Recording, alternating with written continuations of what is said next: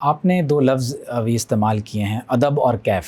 نعت گوئی ہو، نعت خوانی ہو یا نعت کو سننا ہو، سبھی بھائی یہ بتائیں کہ ادب اور جو ایک انٹرنل انسان کا ایک انر ایکسپیرینس ہے، کتنی ویلیو ہے نعت خوانی کرنا، نعت گوئی کرنا یا نعت کے حوالے سے اس کیفیت کو سنتے وقت محسوس کرنا۔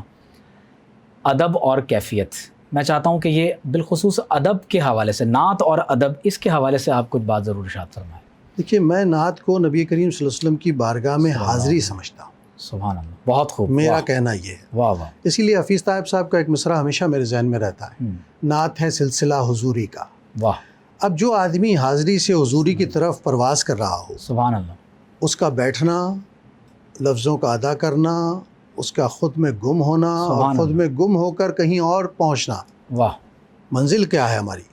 کہ ہم نعت شریف پڑھتے ہوئے نبی کریم صلی اللہ علیہ وسلم کے روضہ اقدس کی فضا کو اپنے اندر محسوس کر لیں۔ واہ، ہم اس تجلی تک پہنچیں جو تجلی حضور علیہ الصلوۃ والسلام کے فیوز و برکات کی صورت ہمارے دل و دماغ پر برستی ہے ہمیشہ، لیکن ہم اسے جذب نہیں کر پاتے کیونکہ ہم کثیف ہو گئے۔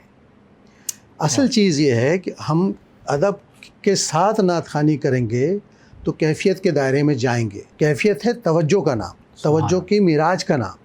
جب آپ کسی منظر میں جذب ہو جاتے ہیں، کسی ماحول میں خود کو ڈبا دیتے ہیں اور اس میں بھیگنے لگتے ہیں، پھر جو اندر سے ایک کیفیت آتی ہے وہ ایک ایسے امتی کی ہے جو نعت شریف پیش کرتے ہوئے نبی کریم صلی اللہ علیہ وسلم کی بارگاہ میں بہت ساری باتیں بین السطور بھی کر رہا ہوتا ہے، جو کہہ رہا ہوتا ہے اس کے پس منظر میں بھی طے در طے چیزیں ہیں جو حضور علیہ الصلوۃ والسلام کی بارگاہ میں پہنچ رہی ہوتی ہیں۔ اگر آپ اس تیاری سے نہیں بیٹھے ہیں، اگر آپ اس جذبے کو اپنے اندر پیدا کرنے میں ناکام رہے ہیں، تو پھر آپ پرفارمنگ آرٹ کی ایک چیز بنا کے لے آئے ہیں۔ آپ پرفارمر تو ہیں، نعت خواں نہیں ہیں۔ نعت خواں کی تعریف یہ نہیں ہے۔ نعت خواں کی تعریف یہ ہے کہ وہ پہلے اپنے اندر ڈوبے گا، اس کے بعد محفل متاثر ہوگی اس کی کیفیت سے، کیونکہ وہ ایک آگے پہنچانے کا ذریعہ ہے، کنیکشن ہو گیا، کنیکشن ہے۔ یہی وجہ ہے کہ آج دینی اجتماعات میں نعت خوانی کی تاثیر نعت خوانی کی وجہ سے لوگوں کو جوڑتی ہے، کیونکہ اگر 50 نعت خواں اس میں کوئی 2 بھی ایسے آ گئے جس نے ایک لمحے کے لیے ادھر جوڑ دیا تو پوری رات کی محنت وصول ہو جاتی ہے۔ لیکن وہ جوڑنے والے لوگ اب کم ہوتے جا رہے ہیں۔ کیوں؟ کہ اب آنکھیں بند کر کے پڑھنا، خود میں ڈوب کر پڑھنا، وہ نہیں آ رہا۔